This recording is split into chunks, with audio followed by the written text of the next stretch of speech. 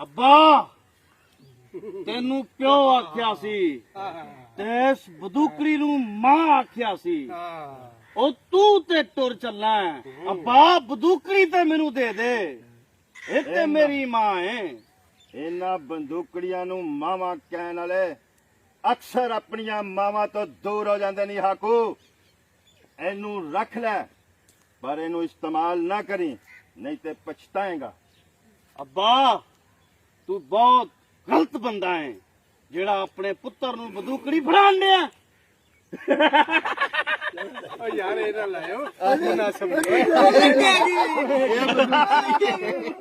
ਬੰਦੂਕੜੀ ਹੈ ਢੋਣਾ ਹੀ ਖੇਤੀ ਇਹ ਹੋਣਾ ਕੋਟੀ ਕਰਦੀ ਮਗਰ ਸਹੀ ਨਸਲੀ ਤੇਰੀ ਕਹਿਰ ਹੋ ਜਾਏ ਇੰਜ ਸਾਡੇ ਨਾਲ ਵਾਰਿਆ ਅੱਜ ਕਰਮਾ ਲਿਓ ਓਏ ਕੀ ਹੈ ਸ਼ੇਰ ਖਾਨ ਆ ਚੱਕਿਆ ਆ ਤੈਨੂੰ ਰਾਂਝਾ ਮੈਨੂੰ ਕਹਿਣਾ ਸਾਂ ਕਿ ਮੈਂ ਬਹਿ ਨਹੀਂ ਸਕਦਾ। ਆ ਸਾਰੀ ਜ਼ਿੰਦਗੀ ਖੋਤੀਆਂ ਦੇ ਬੈਠੇ ਆ ਜੀ ਮੇਰਾ ਮੱਥਾ ਨਾ ਪੜਵਾ ਦੀ ਕਰਨਾ ਇੱਧਰ ਮੂੰਹ ਕਰ ਗਲ ਲਾ ਦੇ ਪਾਪਾ ਜੀ ਫੇਰੀ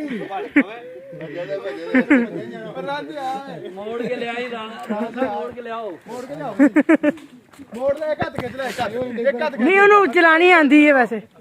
ਇਹਨੂੰ ਸਾਰਾ ਕੰਮ ਆਉਂਦਾ ਯਾਰ ਫਨ ਮੌਲਾ ਬੰਦਾ ਵਾਂ ਮੈਂ ਹਰ ਫਨ ਮੌਲਾ। ਹਾਂ ਫਿਰ ਛੋਟੇ ਛੋਟੇ ਐਸਾ ਮੇਰੇ ਵਿੱਚ ਨਾ ਮਾਰੀ। ਹਾਏ ਦਰਾਨ ਹਾਏ ਇੱਥੇ ਲੋਕੀ ਜੁੱਤੀ ਪਾ ਕੇ ਨਹੀਂ ਆਉਂਦੇ। ਓਏ ਤੂੰ ਖੋਦੀ ਸਮੇਤ ਆ ਗਿਆ। ਆ ਚੋਰੀ ਆ ਸਾਰੀ ਜ਼ਿੰਦਗੀ ਤੁਹਾਡੇ ਬੱਚਿਆਂ ਦੇ ਹੀ ਟੈਂਪਰ ਸਿੱਧੇ ਕੀਤੇ ਨੇ।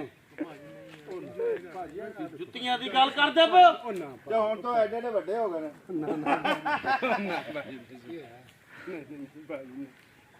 ਇਹਨੂੰ ਅਗਰ ਆ ਨਾ ਪਾਉਂਦਾ ਭਾਈ ਗੱਲ ਸੁਣ ਯਾਰ ਬਹੁਤ ਜ਼ਬਰਦਸਤ ਮੇਰੇ ਪੁਰਾਣੇ ਬੋਰਡ ਨੇ। ਹਾਂਜੀ ਲੋਕੇਸ਼ਨ ਠੀਕ ਹੈ ਥੋੜਾ ਜਿਹਾ ਆ ਜਾਣੇ ਨਾ ਬਸ ਕਰ ਚਾਹ ਸਾਗ ਲਾਗਾ ਡਿੱਗ ਪੈਗੀ ਲਾਗਾ ਲੱਗ ਜਾ ਰਾਤ ਨੂੰ।